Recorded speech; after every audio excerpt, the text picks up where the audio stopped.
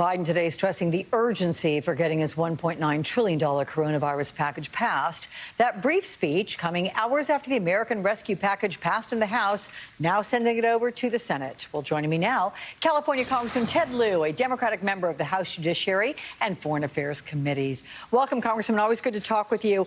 I'm curious, sir, when you hear the president say there's no time to waste, put that into perspective for us, how detrimental it is to not get this done as soon as possible. How much do your constituents need the relief?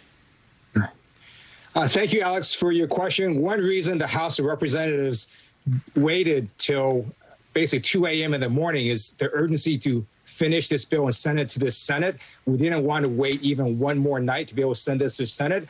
And it's a great bill. It has direct stimulus checks to the American people. It has funding for small business loans. It has funding to help schools reopen.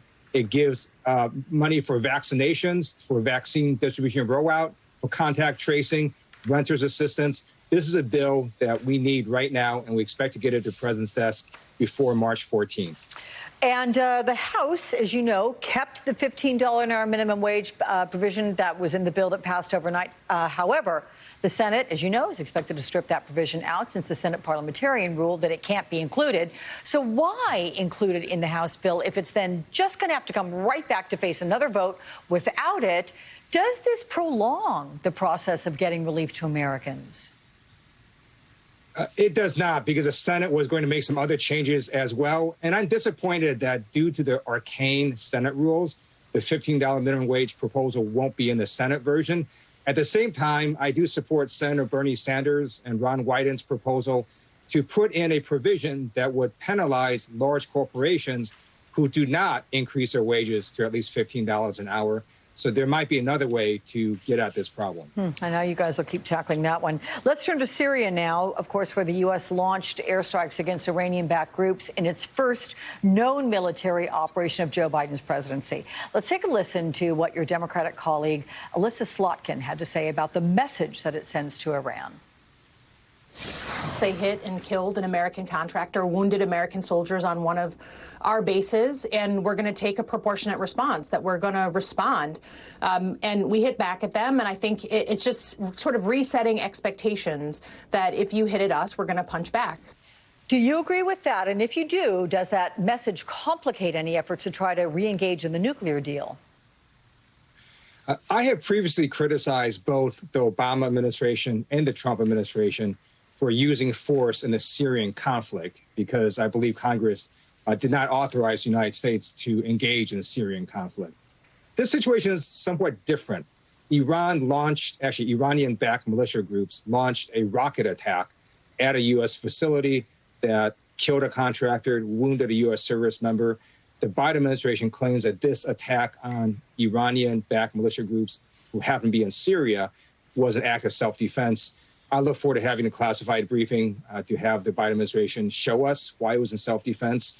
At the same time, I do appreciate the message, which is, look, Iran, you can't just act with impunity in the region. Yeah, I'm going to have my director put up the full screen. And to your point, sir, this is what Democratic Senator Tim Kaine had to say about the airstrike and wanting to get congressional approval for this kind of thing going forward. This was something that also Senator Chris Murphy and Congressman Ro Khanna have expressed similar sentiments. So it appears that you certainly agree with that. Are there many who are pushing back on that, or does that have a bipartisan support?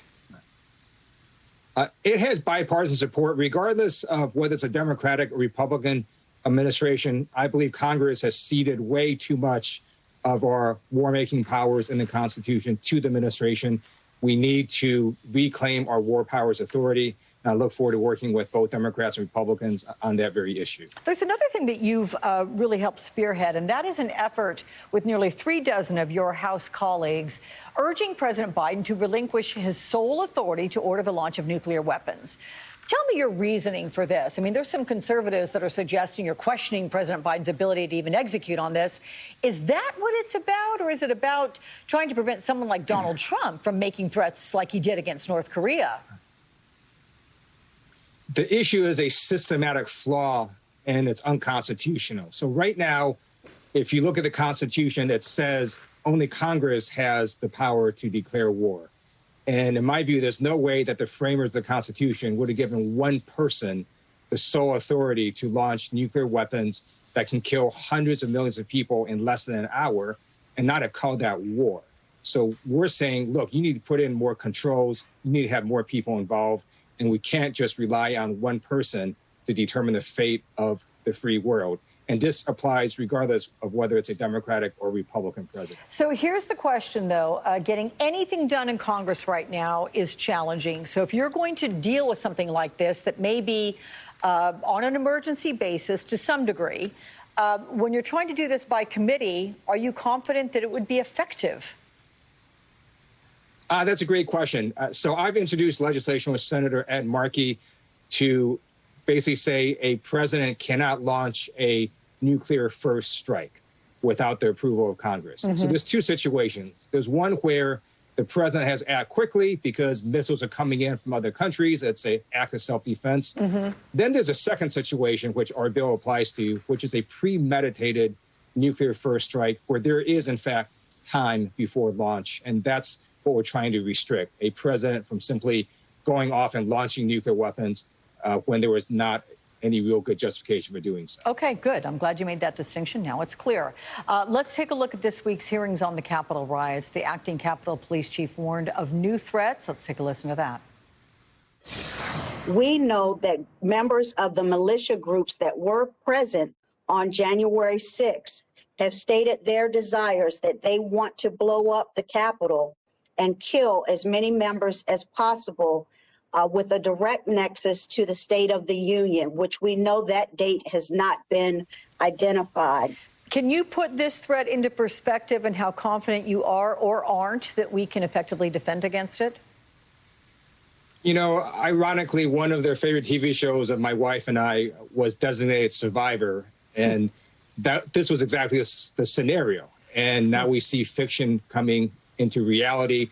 And it's unfortunate that we have all this political violence. And there is one way for Republican leaders to reduce the risk of further political violence. All they have to say is one simple, truthful sentence.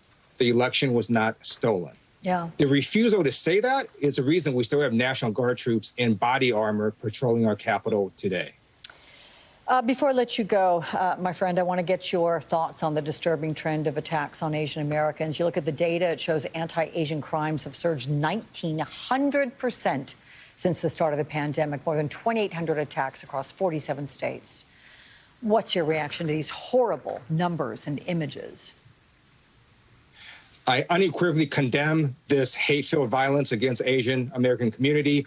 It was not helpful that last year you had a former president of the United States use racist phrases like Kung Flu that further inflame prejudices and passions. I'm very pleased that Joe Biden has signed an executive order on hate crimes, specifically regarding Asian American community. He's going to devote more resources to attacking this problem. And anyone who's experienced a hate crime or hate incident should report it to the local authorities. And we're going to make a big push to make sure that those responsible get prosecuted to the fullest extent of the law. 100% you do that. California Congressman Ted Lieu, it's good to see you. Thank you so much, sir.